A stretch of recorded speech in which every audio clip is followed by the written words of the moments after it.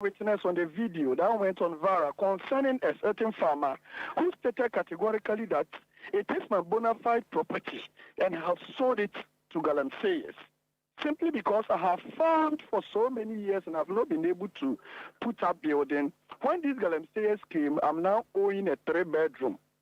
Please, do you understand what I mean? I do. When it comes to land, where chiefs have absolute control over them, then we are making references to plots of lands. Plots of lands. When it comes to farmlands, when you look at Land Act 1036, some people or individuals or families have usufructual interest on farmlands. So those lands may not necessarily be for the chief, though the land may be in his or may be in his stool lands. However, a family within his jurisdiction may have been cultivating or owning a farm on that land. And for that matter, they become the caretakers of the land. Of course, there are instances whereby some chiefs, as in quote, because we've witnessed and we've read a lot on that, may have compromised in one way or the other. But to me, I think the problem that we are facing is from the people who do cultivate on our lands. A lot do so out of poverty, others out of ignorance, and so on and so forth. He was saying, is it because we don't want money? Everybody wants money. When it comes to money, you understand, we are Ghanaians, of course, and trained as Ghanaians. But the truth of the fact is, I don't think if you go and there was a test in your room or in your compound and there's a gold found, you go and inform the chief who gave you the land. I'm asking you this question. Will you go and inform the chief that I've found the gold in there? And for that matter, Nana, I need the permission before I mine the gold. And that is the practical issues going on. They intend go and look for these illegal miners. And before the chief or the traditional leader is known, the mess has already been done or halfway done. Fine. What Katachibu Mankama now is telling us is that irrespective of whatever goes on, Nananom, even if the person comes like I'm in to do small-scale mining and so on and so forth, because that is what they normally come and tell the community.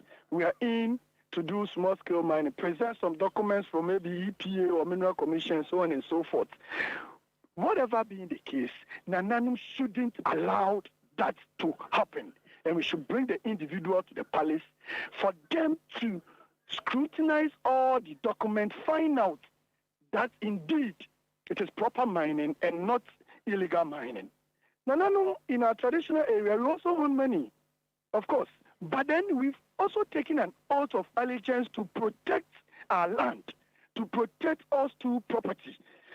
So if now government is saying he has not issued papers to people, he has not issued documents to people to come and embark on mining, being it small-scale mining or illegal mining or galamsey, then for that, we are now having power to tell each and everyone who comes to our community that the government is not aware. And for that matter, we are not going to ensure that in our community. I think that is what is happening. We keep praying to government to do the needful. We are expecting government to put a stop to the importation of these equipment that are used in the destruction of the land. And when these are done, our people will not have access to these chamfans to use to destroy the land, the water bodies, and the forest. Galamsey, as you know, has been there since time immemorial.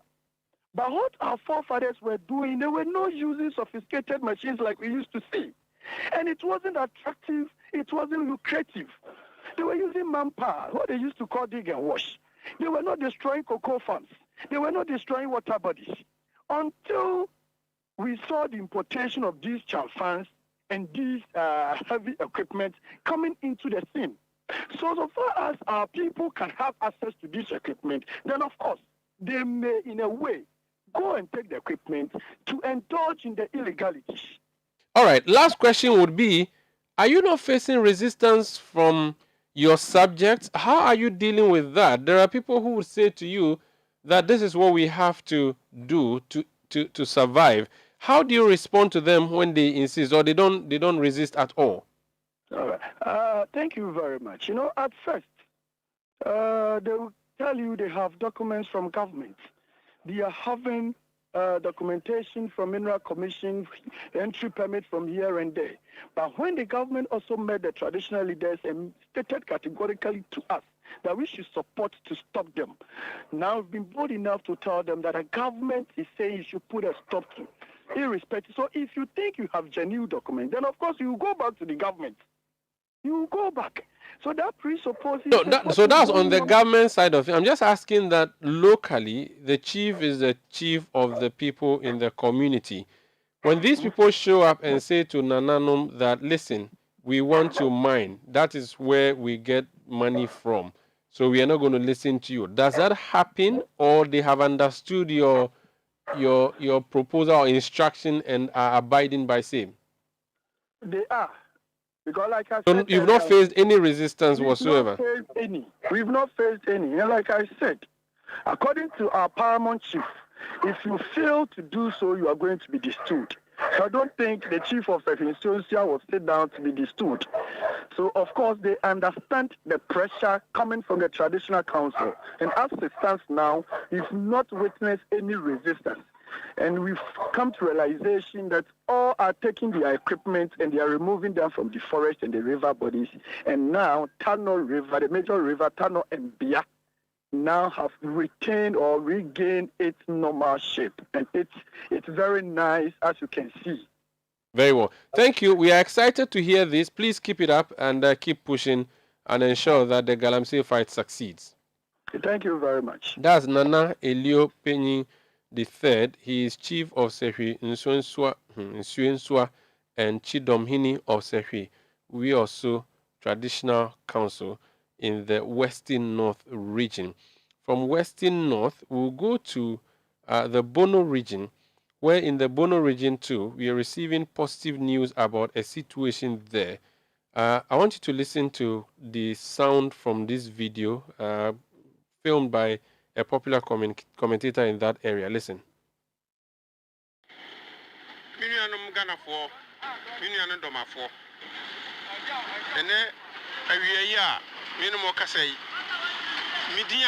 Amanfo dini mi pa yefrɛ me Nana Enkoyie sabre mi wɔ Ghana na ene de enya Enkoyie o na de Enkoyie pa miniza amanfo betie mi ahunu sɛ na de atema mi kan na Enkoyie pa eni nyina ne sɛ ya Nana Ajimambadu a etoso mienu osagefo ɔde ne nana si fom sɛ garanse na ekoso wa amanfo nkuro so ɛsɛ amanfo nsuo sɛ nneɛma a ɛmfata no sabre ɔno Nana Ajimambadu a etoso mienu ɔde ne nana si fom akyerɛ wiaseman anadɔmaman sɛ ɔmpene ɛma obi a metu garanse ɛwɔ dɔma asase so ɛnu santi ana yehunu dɔma nsuo a yɛfrɛ pam monhwɛ nsuo yi sɛ de company nsuo yɛtie nkurɔfoɔ nsase ne nkurɔfoɔ nsuo a asɛya na de compare ayi dɔma asase so nsuo a ana dɔma pam nsuo ne nsuo a atwa dɔmaman ho ahyia na ɛsɛ sɛ yɛbɔ yɛ Nana dɔmahene Ajimambadu a ɛtɔso mienu yɛbɔ n'aba so ɛsan sɛ Nana de ne nane sii fam no na sɛ ma ɔkan ne sɛ wo betu garanse ɛwɔ dɔma asase so asɛ dɔma nsuo a ɔmpene ɛsan ti yɛhwɛ. So that is a sound from a social commentator in the Doma area of the Bono region. He was speaking in the Akan language. So let me just help you quickly with a summary of what he said. He said, my Ghanaian brothers, my name is Nana Enkoyie.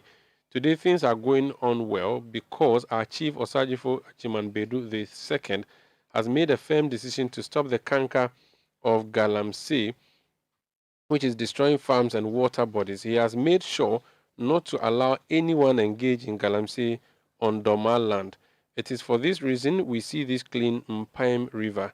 If we compare water bodies in Doma to other water bodies we see in the news reports, there's a vast difference. We must commend Osajifo Ajimambadu for his efforts in making sure Galamsey comes to a stop in Doma. Nana has made a ruling that anyone who is caught partaking in illegal mining activities on land should be killed on the very land he or she is found. This is why no one has come to Doma to engage in Galamsey. They are afraid of their life. So let me just also say that what we have summarized for you includes a longer part of the video which we've not been able to air for you, of course, due to time purposes or time constraints. But that is a summary of what the chief has directly or directed in Doma, and for which reason we are hearing of positive news coming through from there.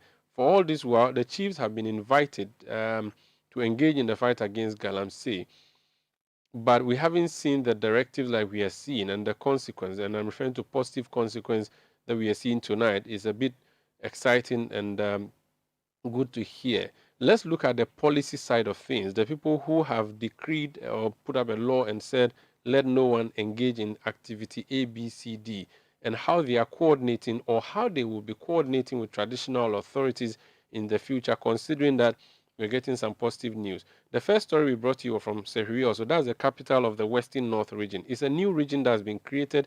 Nana Addo Dankwa Akufo-Addo appointed Richard Eba Obing as the first Western North regional minister. Not first, I think. He's joined us on the line. Not regional minister, forgive me, my history is not working well, but you are not the first regional minister. There was one before the election, and then you had a new minister, correct? Yes, I'm the second. Okay, no problem. Good evening to you all. Good evening, too. The news coming from your regional capital, pretty good. What has been the involvement of you, the politicians, in the workings and activities of the traditional rulers or the chiefs in this campaign to ensure our water bodies are restored? Umaru, what we are witnessing and has caused the wisdom in the leadership of the President of the Republic, his ability to identify and give proper recognition to stakeholders when the nation is faced with a major challenge. If you recall, His Excellency the President sought audience with the National House of Chiefs. And at the time, not many people understood or perhaps saw the target that the President had. We, as a government, recognize the importance of our traditional setup. You know about the law, what state position on the ownership of land in Ghana. The chiefs are custodians, and they are also entitled to some percentage of minerals and resources that are extracted from their land. So the land that is supposed to help the government coordinate development. And another way also gives the chiefs some reasonable income to facilitate development within their traditional area. So it was proper and fitting that His Excellency the President sought the audience with the National House of Chiefs on the matter of fighting to clean our water body. Those of us in the Western North were challenged with trying to keep the Tano River, the Bia River, the Sea River, and the Bia River so clean and keep the aquatic life of these water bodies. It became a challenge. And we have had to come together as a people. That is the government as official representative of the people and the traditional authority, the chiefs. So we work together. Those of us are the regional coordinating council. Our task was specific. The president was specific about the role that we should play in this new direction. The new direction where we have a joint arrangement with the traditional authority required the regional coordinating council to provide support. Not long ago, some chiefs from within the Seshirioso traditional area, on the instruction of the paramount chief of Seshirioso, Nana Pesi Bumangama Kapetie Bumangama II, he came to the regional coordinating council, had a meeting, and it was to set them up for the declaration of the president and the support that the president received from the Omahene of the Furioso. Categorically stated that he would not allow anybody, any chief within his jurisdiction to witness illegal mining activities take place on their land. The punishment for such people would be they would be disturbed. So when they came, they got the local authority, the municipal assembly, the MC, and then asked them the kind of support they would require from us, just so that they can also encourage as many people, visit as many communities, and engage the persons who intend to apply themselves to illegal mining, and also get as many who were involved out of that trade. And we've been very supportive. Most recently, yesterday, I've had to review the operation of the traditional authorities with the municipal assembly and the Omahene. I have to do a quick review about the progress that we are making. And just about a week ago, I did a field trip from parts of the region that I consider to be hotspots. We visited Onzai, visited Abu Enidia, visited Amoya, visited Dadieso, just to check the turbidity levels of the river bodies there. The Sea River is now clean. River that lies between Amoya and Dadieso is clean. The Tano River from the northern part all the way through the Sefirioso Township is clean. We are still battling with those further south, and we'll continue to engage and get them out so that we have the entire stretch of the Tano River within the western north region very, very clean with very impressive turbidity levels. The Bia River is clean now, and it is as a result of the collaborative exercise undertaken by the Sefirioso Municipal Assembly, the representatives of the Sefirioso Omahene, the community leaders in those towns, and the support provided by the Regional Coordinating Council under my leadership. So we just need to sustain this type of engagement. But are you getting similar responses from other traditional authorities, or you're getting chiefs who cannot be bothered? I had a meeting with the Regional House of Chief Presidents.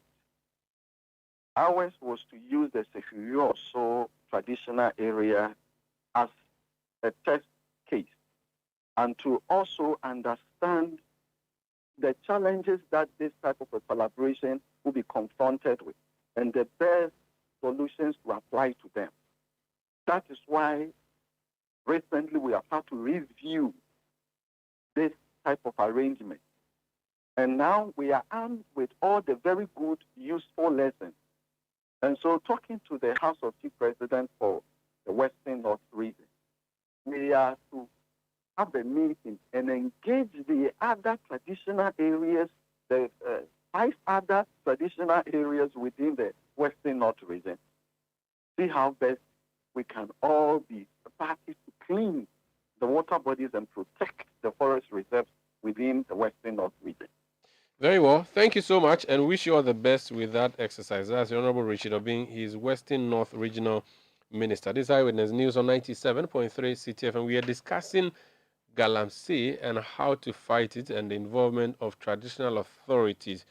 Citi FM and Citi TV is coming up with a roundtable known as the Citi Galamsey Dialogue. Recall that in 2017, this media house started the Campaign for You, and which campaign has culminated in so many other activities. We'll be hearing about that campaign when we come back. Plus, the court's threats on Aisha Juan and her suspected accomplices. The court says that it may be forced to let them go, and this is because of an issue of interpretation or interpreters would be understanding what the difficulty there is.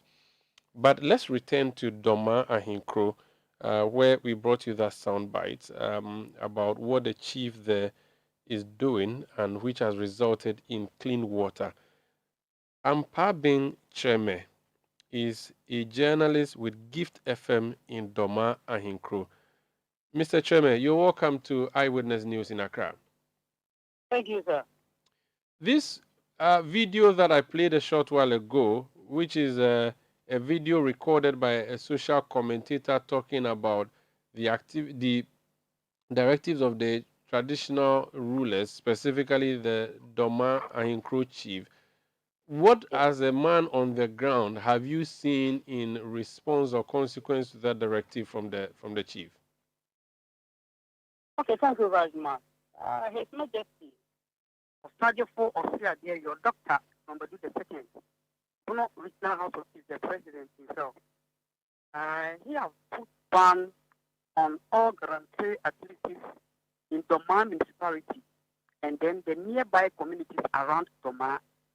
The reason being that when you look at how the youth, those who are involved in guarantee activities, how they are polluting the rivers around and in Doma is very serious. That prompted Osajefo Doma to place ban on this activity. As I am speaking now, the people of Doma are jubilating because when you look at how these people are causing harm to them, especially those at the rural areas, such rivers. And when this ban came out from Osajefo, no, they are very happy about it.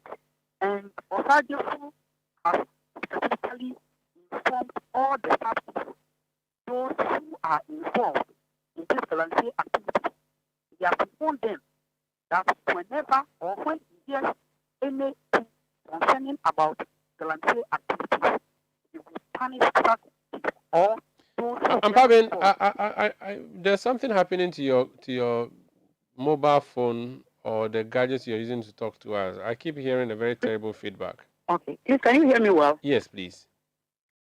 So what I'm saying is, His Majesty Osajefo Osira, Dr. Amadu II, he has placed ban on galamsey activities, and this has prompted all the citizens, those especially living in the rural areas, to be happy, just because what they are passing through, or they are going through on these galamsey activities, previously all the river banks and the rivers in and across Doma got spoiled through these activities. But now, since this ban came in, everything has stopped. And now they are making good use of such rivers. And they are very happy. Some of them are even praising Nana for placing ban on the galamsey activity. And now he has warned all his sub-chiefs to refrain from these activities, because what he was telling them is that most of them are involved. Before somebody can operate as galamsey operator or operators, unless they consult the sub-chief. So he has warned them that whenever he sees or he hears from such activities, he will punish them. That is what is going on in Doma. And are people welcoming that decision? How about people who benefit from galamsey? What are they saying to that? As I'm speaking now, most of them have packed their bag and baggages and left the various communities because they know what has happened or what Osajefo has said. He means it because it has happened to some of the chiefs. The way he punished them, and even some of them, the galamsey activities, those who were arrested, they have been prosecuted. Some got about 4 to 5 years sentence. So since this came out,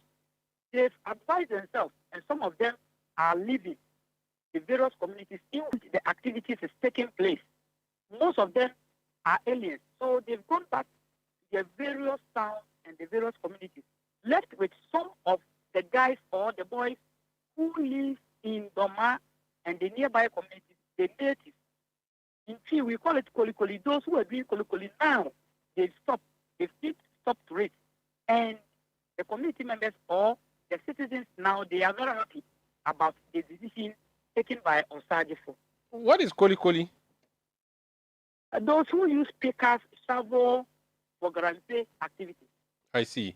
Thank you That's so much. what we call it, Koli Koli. Okay, I see. Thank you. Thank you so much for speaking to us. You are welcome, sir. Ampa Bencheme is a journalist with Gift FM in Doma, Ahinkro in the Bono region. We have more on Galamsey, the actions that have been taken. Yesterday, religious leaders went to see the president and they said, take action to end Galamsey permanently. We have that and more. Please stay. Eyewitness News. Be there as it happens. A bank that supports you. A bank that cares for you. Hand in hand, we stand with you. So lift your head up, big dreams are waiting. We'll walk with you wherever you go.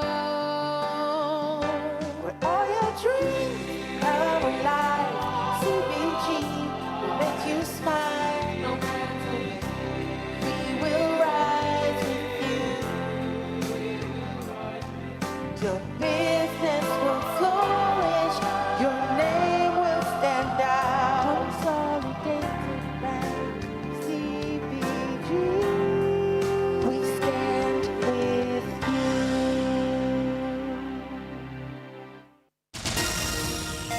We're sorry to interrupt this program for a breaking news story. Information reaching us is that the whole country has been thrown into a state of joy and excitement about the new look of Total Energies lubricants. Our correspondent Kwame Owusu is standing by to bring us the very latest developments.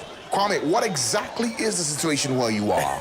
Emmanuel, I must say there's a huge crowd here, with drivers and customers extremely excited about the new Total Energies lubricants bottle. I have with me here one of the drivers. Hello, boss. Yes, you are live on Quartz 202.1 FM.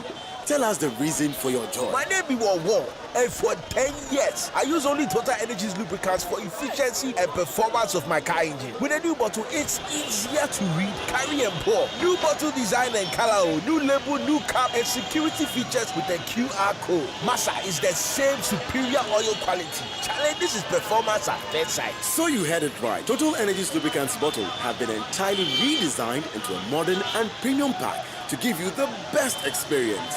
Reporting live from the capital, this is Kwame Owusu. Quartz, keep your engine younger for longer. Miha mitai kun. Hey, na sika be bra ukra na patututui. Aden. Ilevia semio.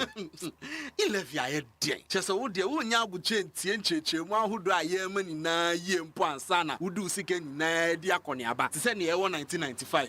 Ah, 11 ne de. Abawo. Na nso nim se ya MTN de. Obe sort yen out. Ah, MTN be sort me out sesen. Ho, enti wo nim se nyama ahodo bi wo ho a. Yenje 11 wo so. Te se wo transfer sika ye de free account ba akoso. E de akọ account foforo so. Efe, wo cash in ana wo cash out wo MTN agent bia ho. Wo to data ana airtime, wo tua wo bills. Ena mpo ye ma no sika free abrochi ana se wo tua wo taxes. We nyina yente 11 e wo so. Oh yeah, sure. Tie, jumedi ahodo pi wo ho a. Wo de MTN momo ye a 11 tax no enka no hwe. Bebre so ka ho kra o. Sa kai se e de bia 100 Ghana cedi a edi kan a wo be transfer no. Yente wo hwe. Hey, na minimo. Afei de wonim dwumadi ahodo bebre wo ho a wode wo MTN momo ya yentu 11 tax wo so enti koso ne nya hobanbɔ ene ahotoso papa bi a MTN momo ko na tumi yema wo na tumi fa MTN momo so etueche waka nyina ntentam so. MTN. Let your voice be heard on Eyewitness News on Facebook at facebook.com/Citi97.3, Twitter at twitter.com/Citi973, and Instagram at instagram.com/Citi973 with the hashtag Eyewitness News.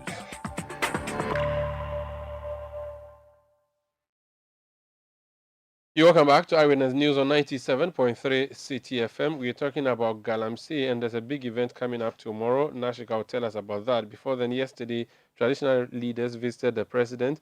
The Ghanaian Times reports that leaders of religious groups have urged President Akufo-Addo to take decisive measures to put a permanent end to illegal mining in the country. The religious leaders took their concern to the president at the Jubilee House in Accra yesterday and demanded explanation to why the menace was still persisting despite government assurances to address it. The religious leaders included the Ghana Charismatic and Pentecostal Council and the Catholic Bishops Conference and the National Muslim Council. The moderator of the Presbyterian Church of Ghana and chairman of the Christian Council of Ghana, Reverend J.O.Y. Mante, who led the delegation, said the leaders were concerned that people were still engaged in illegal mining despite the government's efforts to fight the menace. So what are we trying to do here at Citi FM and Citi TV, Nashika? Citi TV and Citi FM will hold a crucial roundtable discussion on illegal mining known as Galamsey and its implications on Ghana's water security. The event, which is dubbed the Citi Galamsey Dialogue, will take place tomorrow live on Citi FM and Citi TV. Citi FM led the campaign against Galamsey, compelling the government to ban all small-scale mining activities in 2017.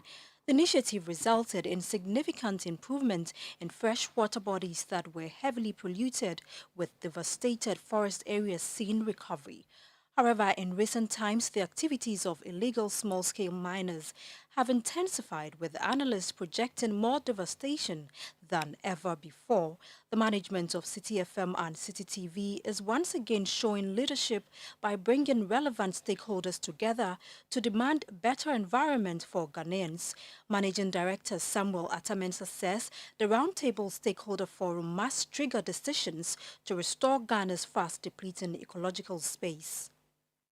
The whole idea is to showcase the clear and present danger that we are faced with our water security. For most people, it's just a commentary they hear, oh, Galamsey is not good. Yeah. But on many fronts, Galamsey is evil.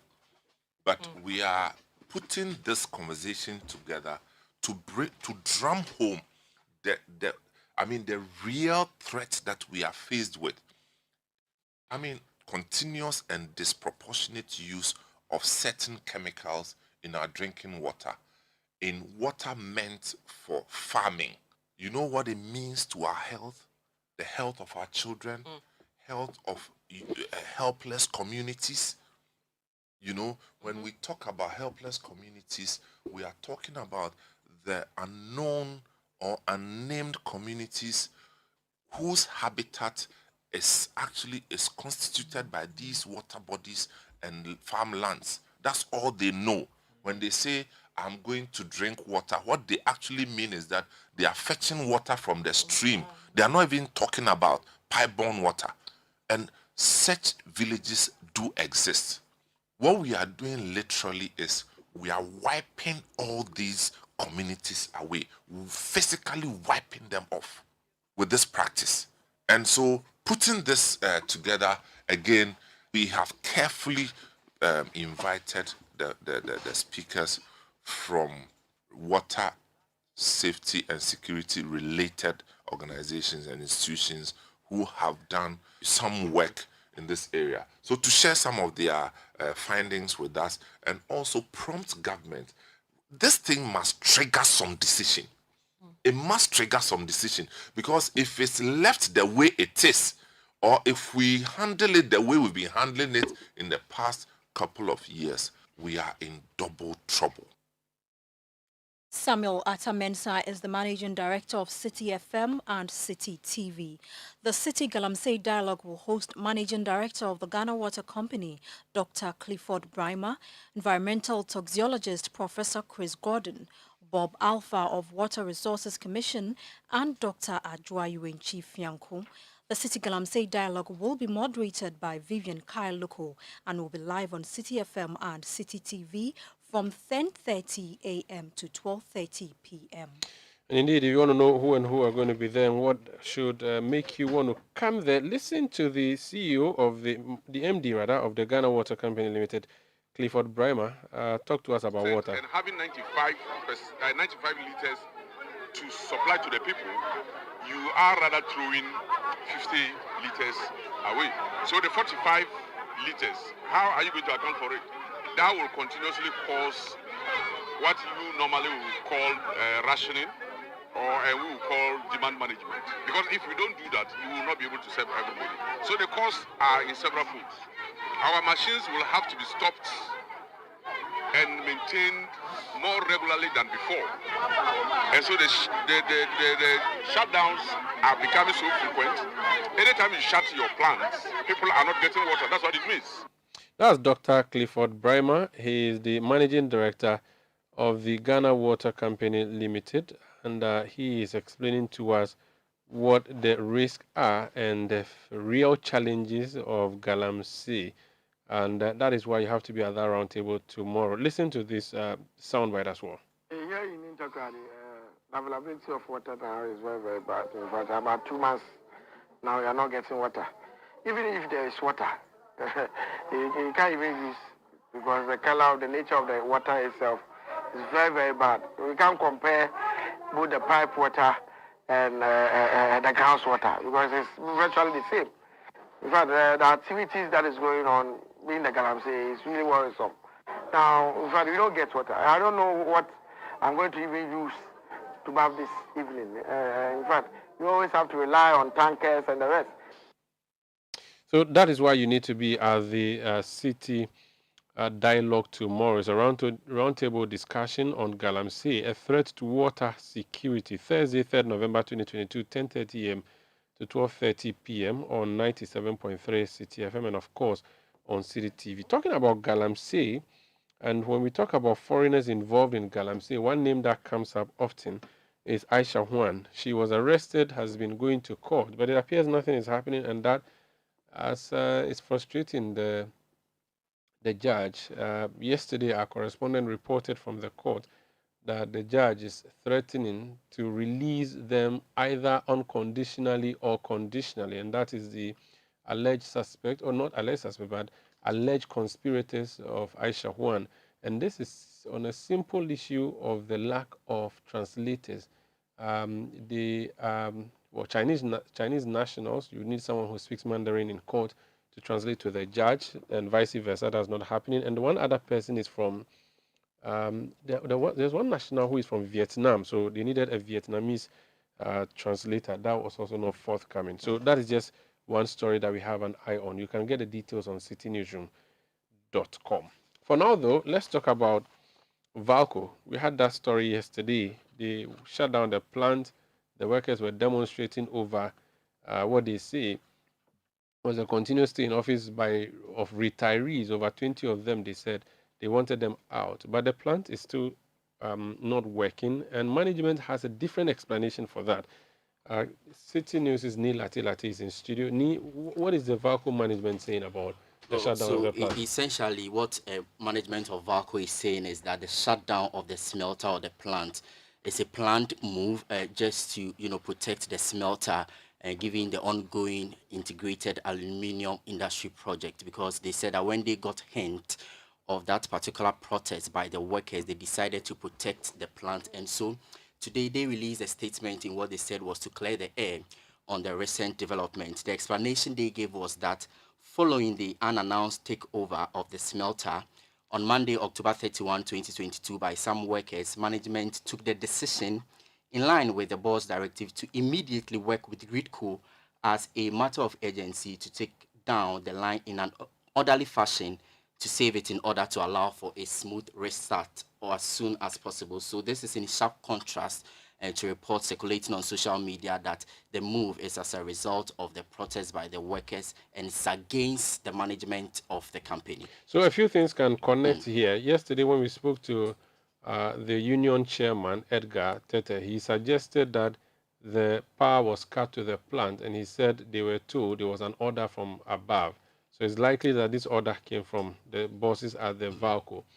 However, something that has just jumped at me, it's suggesting that the workers took over the Valco plant. That's what management is saying? Exactly, that's what management is saying. So they then shut power to protect it? To protect it, because they are saying that because of the integrated aluminium project, which is at the heart of the president. They do not want that particular project to be affected, so they decided to take that particular action because management was conscious of the strategic significance of that particular project. But you also mentioned that the workers are protesting the continuous stay of some, retirees in the company. The company has also been justifying why these workers are still at post. In fact, they say that these workers are experienced, they are knowledgeable in the running of the technical and strategic plant at Valco.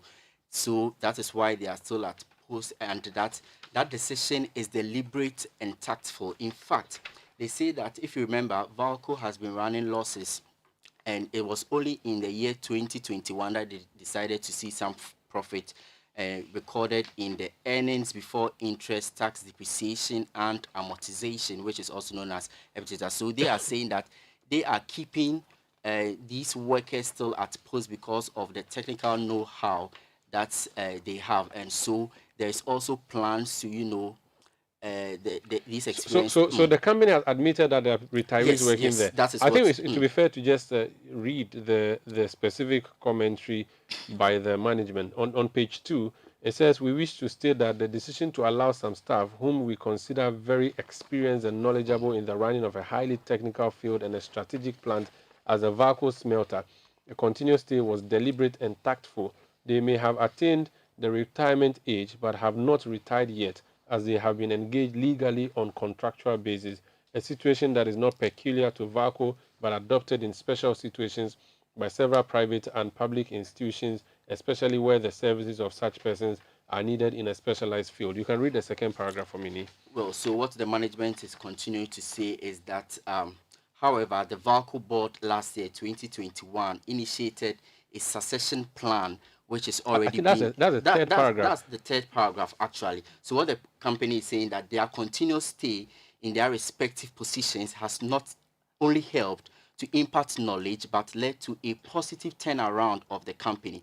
It bears repeating that Valco, for close to 12 years, has been recording losses until the year 2021, where through the support and leadership of these experienced staff, as cherished and hard-working employees, coupled with the immense support from government, recorded an earnings before interest, tax, depreciation, and amortization profit. Well, this means that the company's finances is good now and they are able to generate some cash flow. So they are deeply indebted to all their employees, including these experienced staff, for their services and personal sacrifices to stay on during those turbulent phases, a decision that is beginning to bear fruit. So he concludes by saying that, however, the Valco board last year, 2021, initiated a succession plan which is already being implemented, and it's expected that some of these experienced staff under contracts will start exiting by the close of the year 2022. So the vexed issue for the workers is the continuous stay in office of people who have retired. Valco says,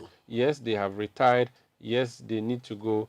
The fact that they have retired does not mean they leave. They are here under legal contract and they'll continue to stay. They'll start leaving, but they are here because of their experience. That is the summary of what is the situation. Thank you so much. That's a statement signed by Dr. Henry Benya, chairman of the board of Valco, as well as Dane Champon, chief executive officer of the company. This is Eyewitness News on 97.3 Citi FM. Nii Latte there was helping us with the statement from the Volta Aluminium company, Valco, which is in a turmoil of a sort over the past 48 or 72 hours over worker agitations.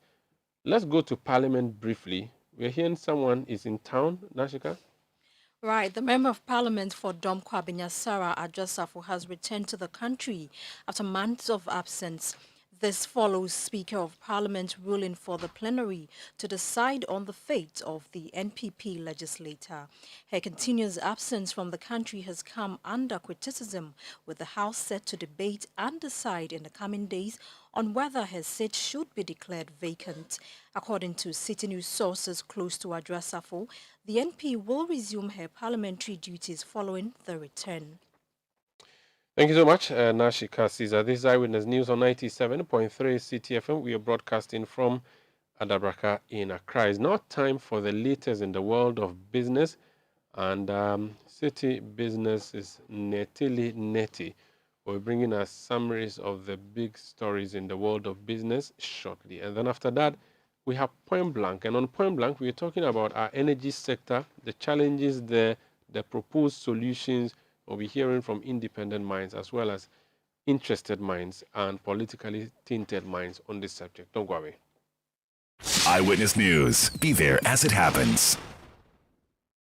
It's everywhere. The anticipation, the game, media football season. Enjoy massive discount. When you are talking class, then you are talking media. Media massive discount promo. The world's largest producer of major appliances, Media. From today, when you see Media, remember there is up to 50% discount on selected items. The news has reached your homes and it's on the streets. Yes, media discount. Yeah, whoa. I'm back to your doko. Mia mini media kettle. Hey, media na papa da. Media discount.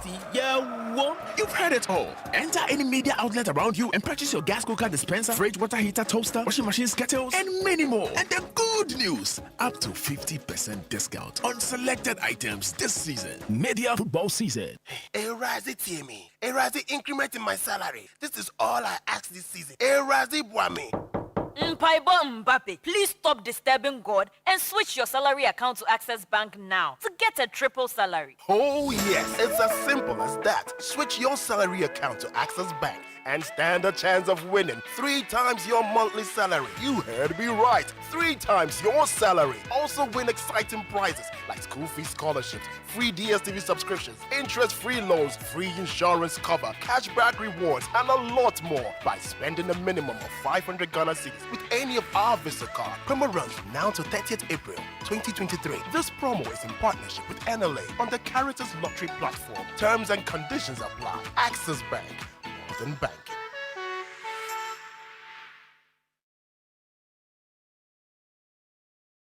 Eyewitness News. Be there as it happens. Get the details. Every significant financial transaction, every market movement, and all the policies that affect your business. Citi Business News. Be informed. Time now for Citi Business News on Eyewitness News, powered by citibusinessnews.com. My name is Netele Nete. Let's settle for the details. As government prepares to present the 2023 budget, tax analyst Dr. Alex Ampabing is advocating for timelines for the commencement of the collection of property taxes as part of measures to raise more revenue domestically, though government had earlier announced that it will start collecting property taxes by the end of April 2022 through the National Common Platform for Property Tax Administration. Nothing has been seen to happen.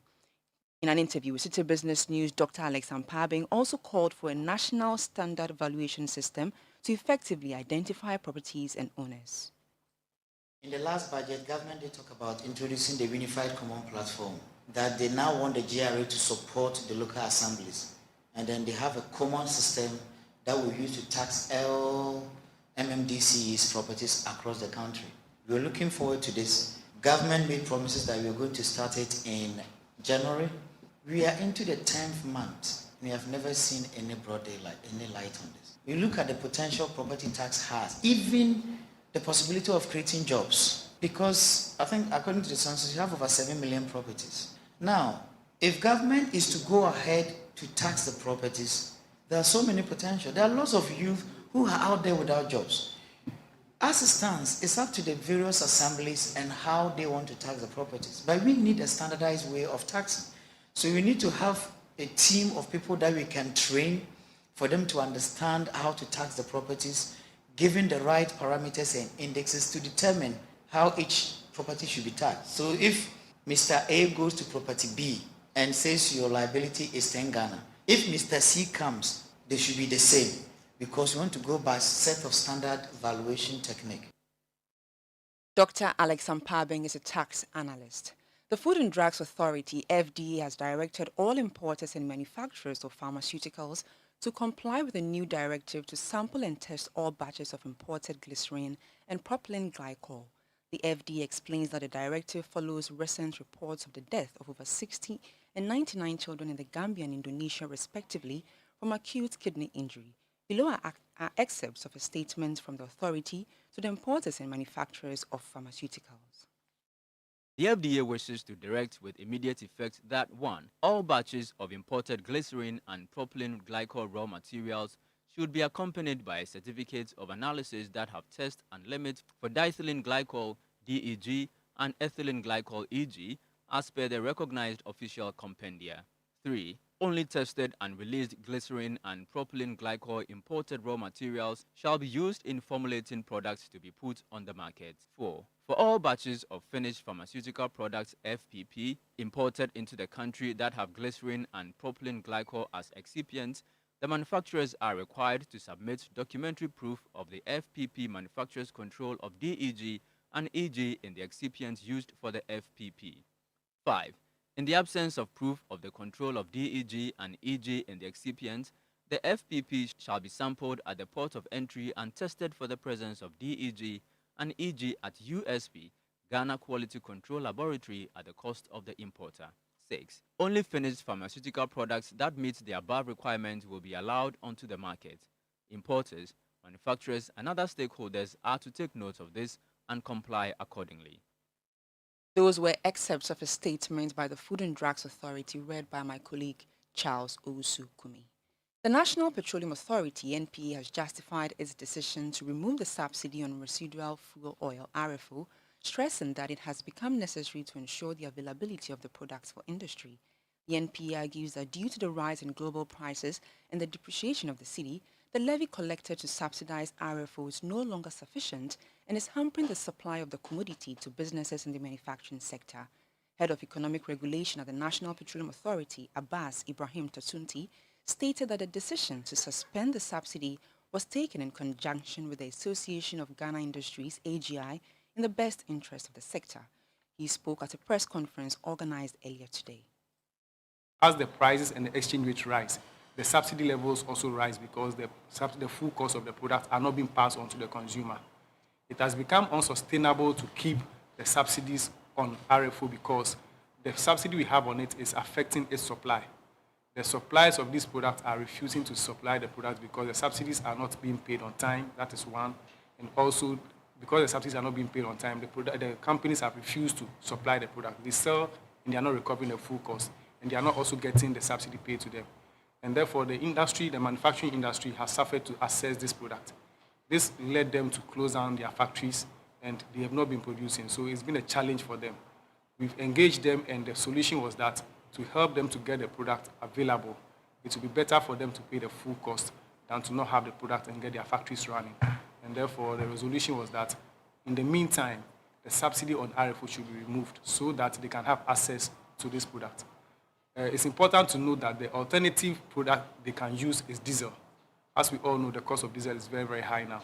So the industry prefers to pay for the full cost of RFO so they can continue running their factories than not to have the product at all. And that's the reason why we issued that letter indicating that the subsidy we have on residual fuel oil has been suspended in the interim. Abbas Ibrahim Tasunti is the head of economic regulations at the National Petroleum Authority.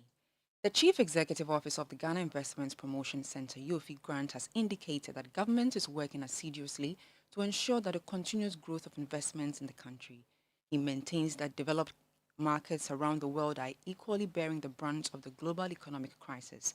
Speaking at the brand reveal of Skywater in Accra, Yofi Grant expressed optimism at the investment outlook of the country despite the economic challenges. Still, Ghana with South Korea still stand tall in the countries that really prepared to combat the pandemic. But then just when we're recovering, and I'm saying we're recovering because look, the 3 years preceding the COVID pandemic, we were growing at an average of 7% per annum. In the year of 2020 when the pandemic struck, although many countries and many economies went into recession, we did not. We still grew. Although it was 0.72 as the latest figures say. We were still positive. Amongst many economies in the world, we were one of the very few economies that had positive growth. And then by 2021, post-COVID, when there was still a struggle to recover, we still grew commendably well, 5.4%. And so the economy was growing and investment was happening. And even this year, in the first quarter, the growth reported was 3.3%. In the second quarter, it was 4.8%, I think. And so there are indications that with the right support and the right structures, our economy will grow. But of course, the hardships are being felt everywhere. I mean, I went through Europe and I saw some of it myself. I mean, petrol queues as long as 2 kilometers, etc. We still have our petrol. We are not having blackouts like many countries are threatened. Germany, of all countries, has a power crisis. The UK has a power crisis. We don't have that. Something good has happened here that we are managing those. That does not water down the fact that people will still feel the pinch. And so it's good to put it in the right perspectives. And government is doing all that it can, so far as I know, to ensure that we can remedy some of these things going forward. That was the Chief Executive Officer of the Ghana Investments Promotion Center, YOFI Grant. And finally, the National Information Technology Agency, NITA, says it is working to make digitization a key driver for the growth of businesses within the public sector. The state agency maintains that a wider consultation with key stakeholders to leverage on the digital drive by government will transform business activities. The Director General of NITA, Richard Otri Fusu, disclosed this during the technology break meeting in Accra. Sector executives, it is also our duty to lead the adoption of ICT in our various institutions to promote transparency, accountability, efficiency, and improve productivity. Furthermore, we will have to provide the needed leadership by leading the change management process in efforts to digitalize the public sector. The connectivity, we are going through difficult times, but as we speak, government is investing in connecting all the 16 regions, post offices, police stations, hospitals, to ensure, and local assemblies, to ensure that we connect all government agencies and allow them to be able to perform their mandates. That was the Director General of the National Information Technology Agency, NITA, Richard Otri Fusu. And that's it for Citi Business News on Eyewitness News. It was powered by your most comprehensive business news website, citibusinessnews.com. My name is Nettie Linetti. Up next is Point Blank. Let your voice be heard on Eyewitness News on Facebook at facebook.com/Citi97.3, Twitter at twitter.com/Citi973, and Instagram at instagram.com/Citi973 with the hashtag Eyewitness News.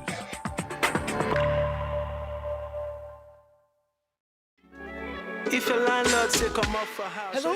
Is that the Ghana police? I can't find my husband though. He is not picking up his call and he hasn't been home in 2 weeks. Have you checked his office? I have. Have you checked with your in-law? I did that too. Do you have any property elsewhere apart from where you are now? Officer, it's only a piece of land. We are just about to start building our 4-bedroom property. I doubt he's there. Madam, please go and check and report back to the police. Taxi!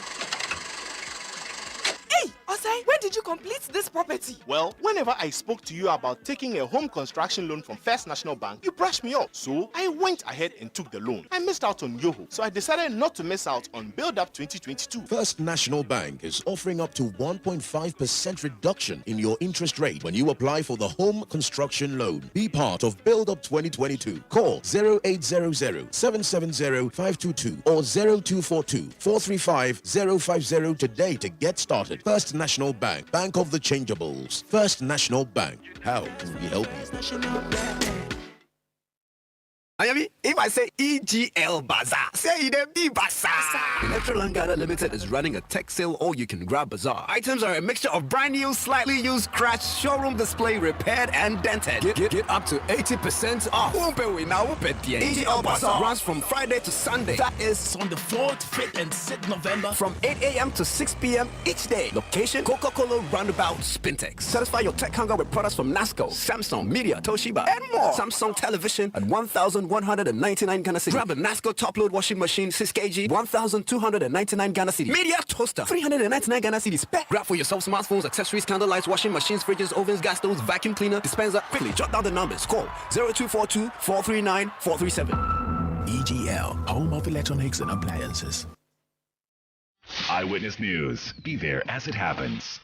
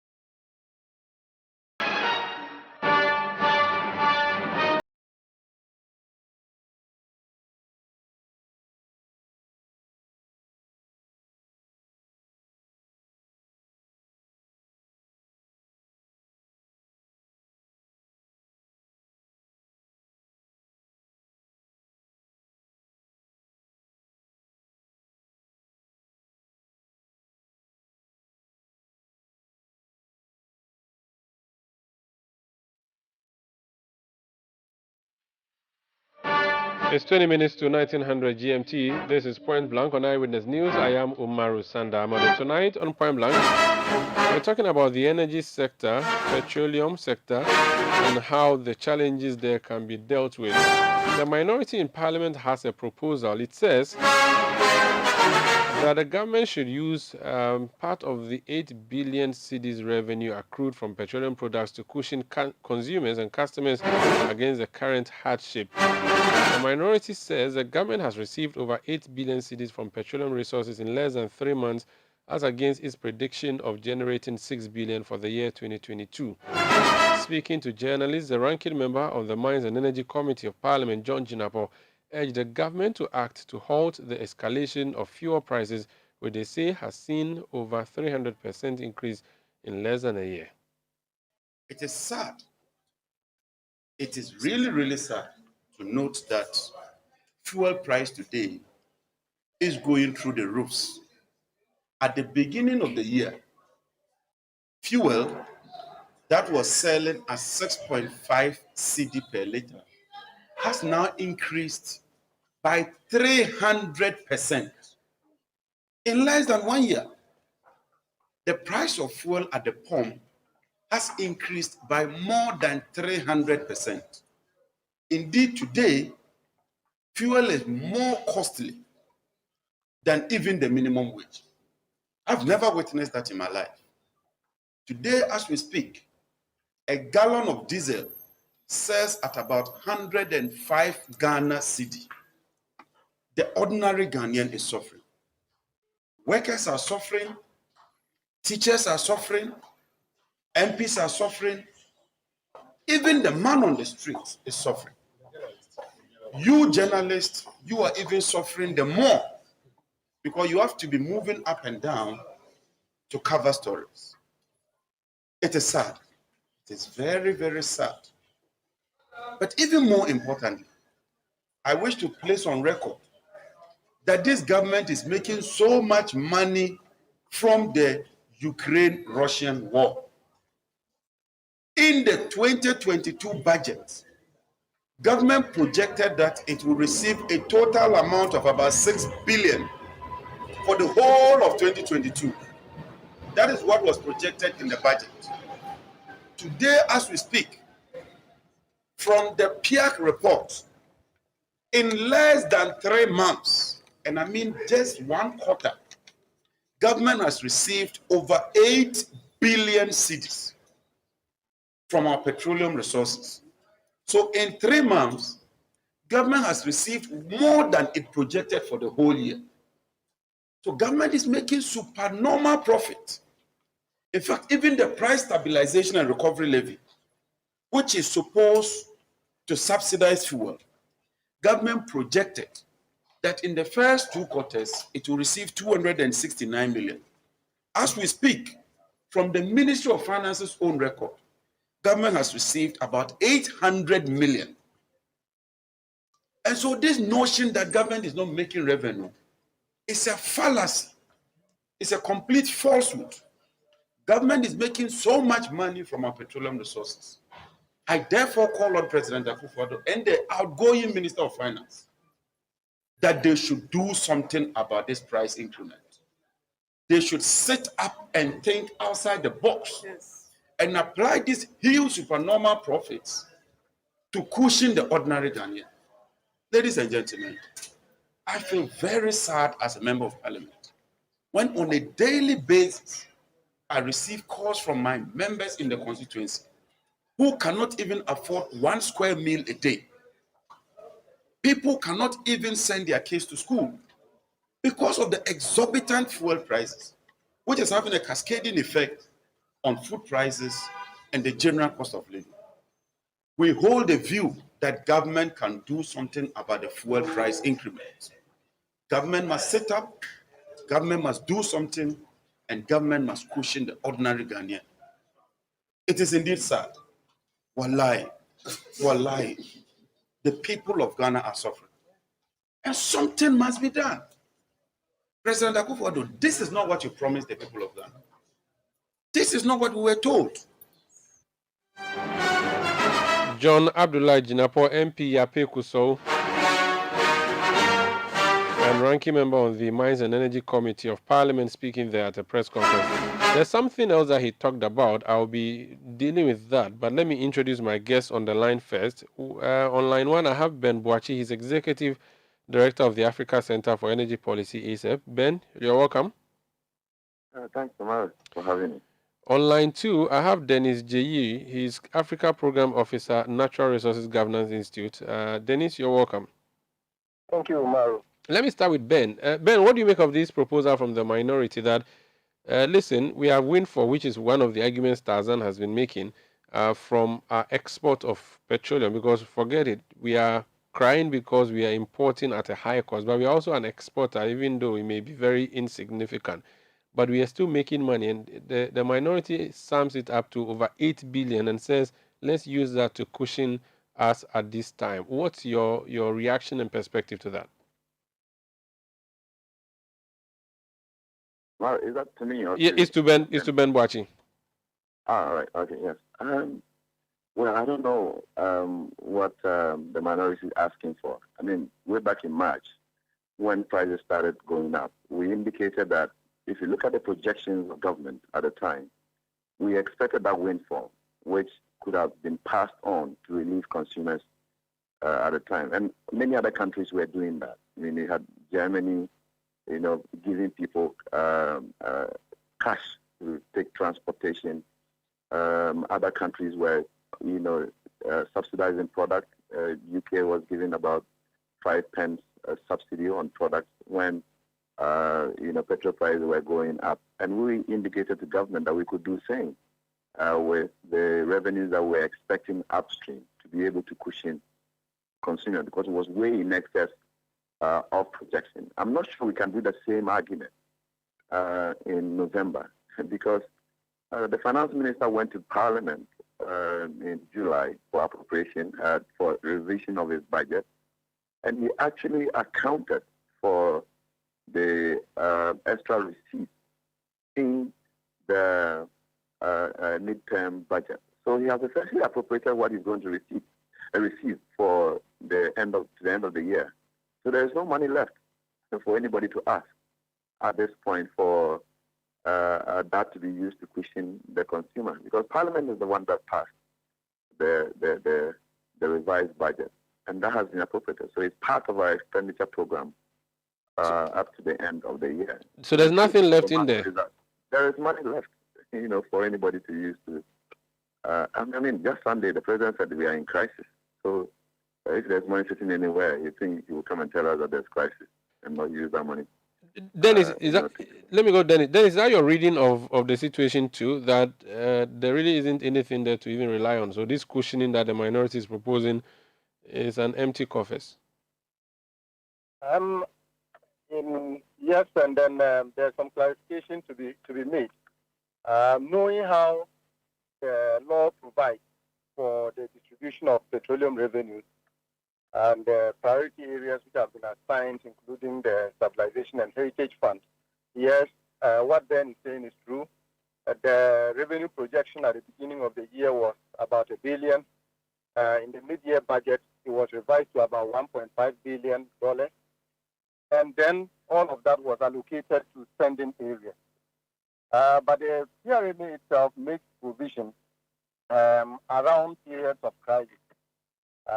Even though that necessarily may not apply to fuel prices at the pump, which we are all feeling, and we are all feeling that government can do something about it, regardless of the source.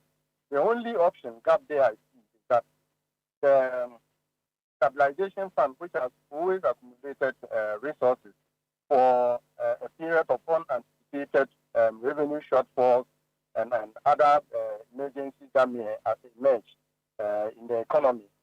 Maybe, just maybe, this crisis we are feeling might be one of those emergencies, and government may go into the Stabilization Fund, if it so feels, to get some money to cushion. But I don't think that's even an option, because there are even easier options, because there are so many taxes that have been imposed on the cruise, the fuel price build-up that we see.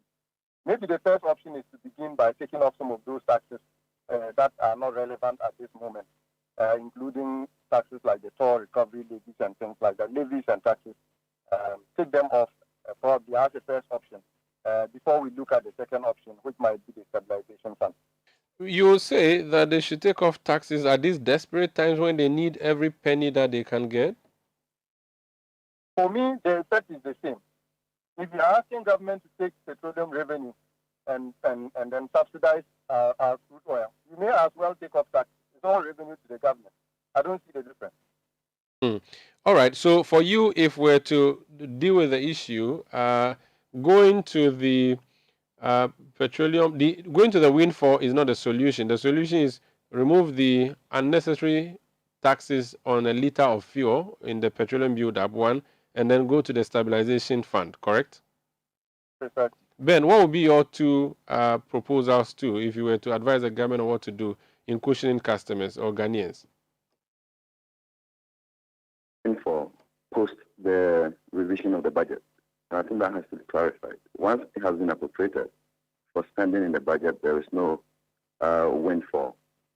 I get Dennis' point. If we had money in the contingency fund, that could flow into any discretionary spend. But certainly, that is not enough money to subsidize the kind of shocks that we are seeing on the product pricing regime. So we wouldn't have enough money from there. I think at this critical point, we need to also remember that government doesn't have anything except what we do. And if we push government to take decisions that could come to bite us, it could be harsher than we are even experiencing now. We need to encourage people to endure in this critical period. But if you look at the parameters, it's really the exchange rate that is creating all the problems that we have at this point. And how we stabilize the currency to be able to relieve consumers of the harsh economic conditions relative to the product price. That is what we have to do.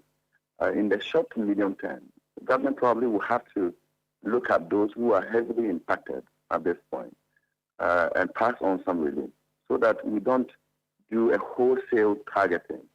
That could be too expensive for government. We may want to look at transportation systems. Can we mobilize some buses to get workers to work so that those who are struggling can board that? You don't need somebody running in V8 who can, sort of endure at this point, receiving subsidies, in this critical period. But we need to be able to surgically identify those who are battered the most and see what relief we can actually pass on at this moment. So it requires some deep thinking and strategizing to see how we support the vulnerable. But I think moving people around will be an easier option than targeting the tax on the product. Because the tax, look at it, the whole tax on petroleum products now is about 2.13, right?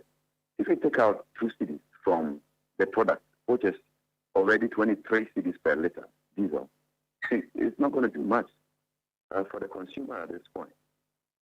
So we really need to target the vulnerable at this point to be able to pass much more significant relief and get people working and get the economy running, whilst those who can endure in this harsh condition can strive to support the country to really survive the moment.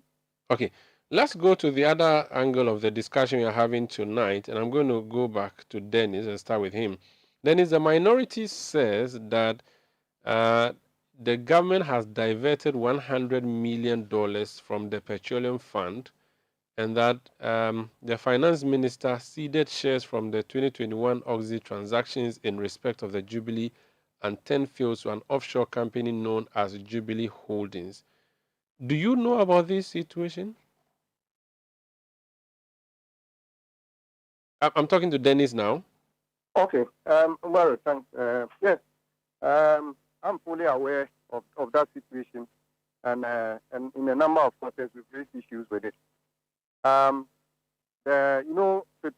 nature of petroleum operations is such that companies that operate within our oil sector would sometimes want to leave. And Anadaku was one of them, was taken over by Occidental and then the interest in our offshore fields, Jubilee and 10 specifically, where they took off their interest in those fields, and then we had the option to acquire those shares. So now you know that GMTC holds government shares in trust, and so GMTC could have taken on those additional interest that Anadaku was uploading. But a very strange incident occurred where we had Anadaku setting up a company. According to GMTC, the company was set up offshore by Anadaku, and then GMTC, instead of taking on those shares, felt that the right thing to do was to take on that interest and pass it on to the company set up by Anadaku, according to them. And so since April this year, the company in Cayman Islands, which is called JOHL, Jubilee Offshore Holding Limited, has been lifted. In fact, the first lifting was done sometime on the 26th of April, and an amount of a little over $100 million accrued. And that money, according to the Bank of Ghana report, semi-annual report, has not been deposited into the Petroleum Holding Fund. PIAC picked it up.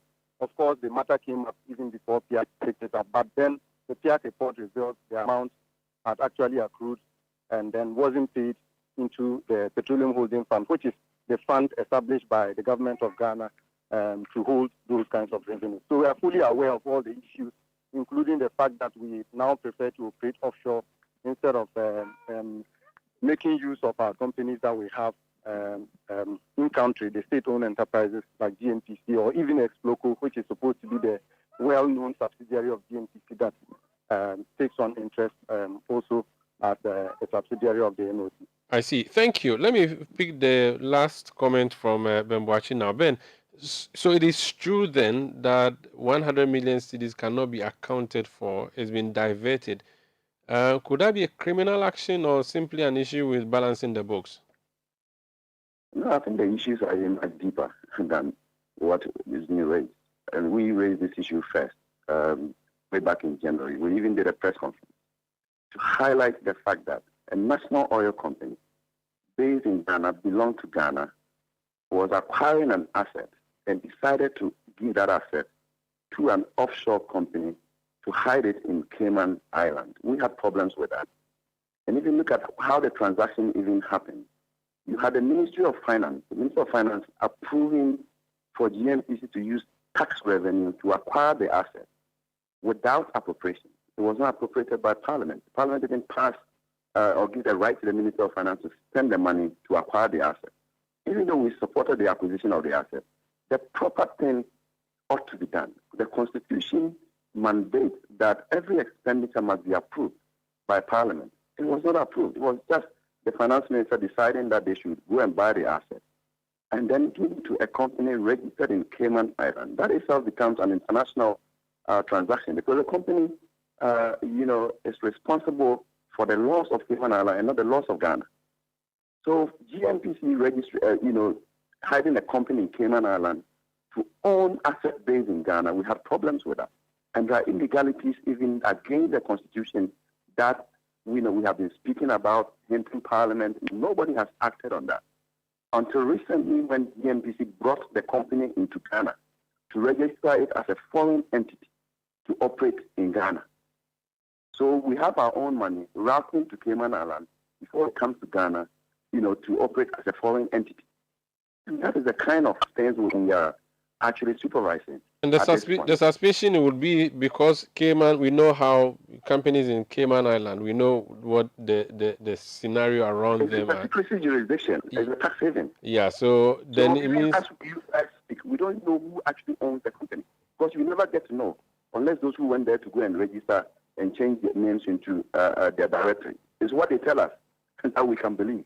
We can't compel them. You can't compel them to give you the ownership structure of that company. So Ghana's assets sit in Cayman Island, and then parliamentarians are asking for the money here.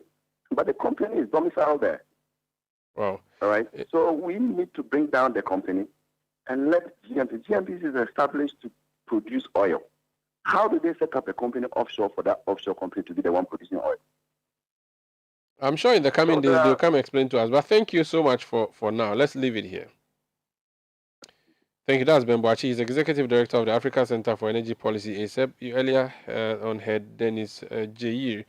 He's Africa Program Officer with the Natural Resources Governance Institute, and they were sharing their perspectives with us here on the two issues we have on board. How can the government cushion petroleum consumers in these difficult times? And then the issue of $100 million that is allegedly diverted from the GMPC, well, not from the Petroleum Fund by the government. This is how we end tonight's edition of Eyewitness News. My name is Umaru Sanda Amadu, and production tonight by a capable team led by Sixtus Don Ulo and Beverly London, as well as Neil Lati. The technical support from Daniel Squash. And of course, we have the new media team behind the cameras and bringing you this Facebook Live. Thank you for listening to us. And let me say, up next on Citi FM, we bring you a playback of Face to Face. Face to Face is a show that airs on Citi TV. I spoke to the CEO of Dalex Finance, Ken Thompson, last night on Face to Face, and some of the things he said are shocking, revealing, and scary. You want to stay in and listen, and that'll be from 7 p.m. here on 97.3 Citi FM. Have a good night.